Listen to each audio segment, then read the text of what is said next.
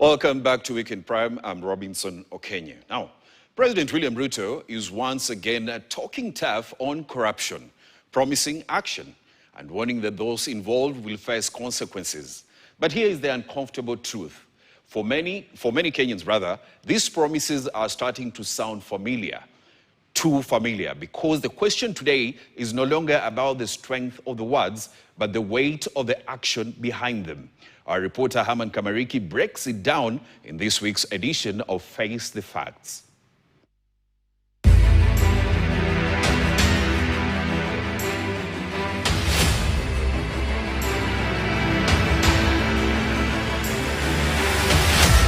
Welcome to Face the Facts. Mr. President, there is an African saying that says, and I quote, "A drum sounds loud, but it is the dance that proves the rhythm." You have beaten the drum on corruption loudly and consistently, but Kenyans are still waiting for the dance. When are you putting on your dancing clothes? Because when words are repeated too often without visible results, they slowly lose their meaning. Let's start with the latest, Mr. President, the oil scandal. A consignment worth billions of Kenya shillings now under scrutiny over its quality. We have seen arrests, we have seen exits dressed up as resignation. Don't ask why I'm laughing. But Kenyans have seen this script before, Mr. President. Amewaambia nyinyi muresign. Si ati wa resign kupenda, wamelazimishwa. I must say for the record, this is the administration that is going to deal firmly, decisively, and conclusively with all cartels. The real question is, will this story end differently? Why is it taking too long to crack the whip, Mr. President? Or is this fuel usual talk with no action? Mr. President, there is another troubling claim. Hundreds of millions recovered during the investigations, now reportedly unaccounted for. Kwa kila bomo amepata pesa yote 500 million in cash. Imeenda pale, imewekwa kwa OB, uchunguzi inatakiwa ifanywe, ndio hiyo pesa ijulikane walitoa wapi. Ile 500 million ilikuwa ya exhibit, amesema apelekewe. Money that was once in safe hands, now linked allegedly to powerful figures. Mr. President, who has this money and who is responsible for the disappearance? Because silence, too, can also speak. Now, let's leave that alone and move to another one. In the health sector, a system meant to protect lives is now facing questions over exploitation. SHA, Social Health Authority, trouble ghost patients, inflated claims, missing billions. Your CS Eden Duale gave us another drama, and theater, well acted. Names were named. Promises were made as usual, but time has passed. And Kenyans are still asking, where is the justice? This action targets fraudulent and non-compliant healthcare facilities and individuals, marking a critical milestone in the ongoing effort to protect public funds. Did the hospitals return the money? Or whose hospitals were they? I ask again, why are you not cracking the whip, Mr. President? Kila mmoja wetu atawajibika kuhakikisha ya kwamba sio rais peke yake, sio governor peke yake, sio mjumbe peke yake. Everybody must be accountable. Now leave that alone.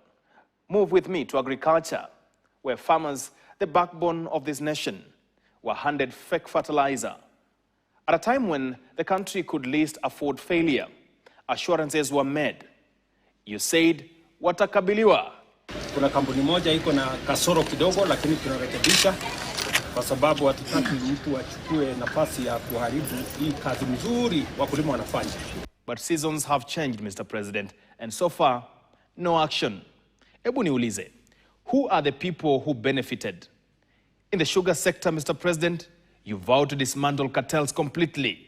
And you said, and I quote, wabadilike au watafute kwa kwenda au waende mbinguni. Mimi nimewaambia hawa wakora wote, wezi wote, matapeli. Nimesema hawa watu mambo yao ni tatu. Si ndio? Either wahame Kenya, ama waende jela, ama waende mbinguni. Hakuna dawa ingine. I don't know if they are in heaven yet, but today the complaints remain unchanged. Cheap imports repackaging schemes, and factories that were once symbols of hope still struggling to stand.